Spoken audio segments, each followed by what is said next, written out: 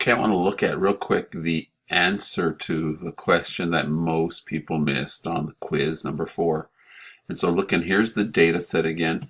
And notice there are two different data sets. It's just in one table. So it could have been a little bit tricky for you in the sense that there are really two types of information here. Those homes with pools and then homes without pools. So you can see we have here, you end up with here you end up with 8 homes with pools and then 17 homes without pools. So you'll see those two different types.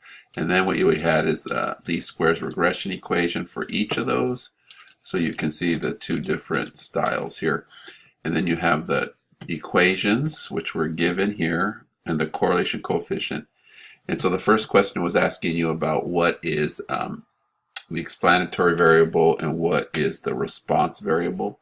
And so size here, remember here, the answer is here.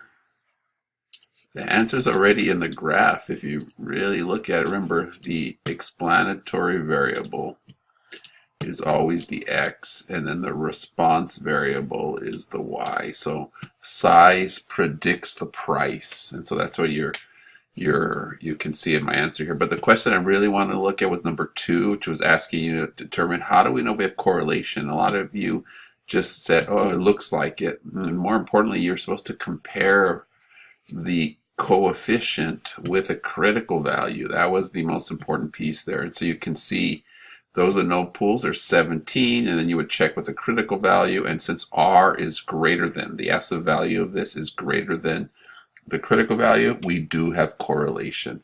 And the same thing with pools. There's 8 in the sample size, the critical value 0.707, and then the R value is greater. So we do have correlation.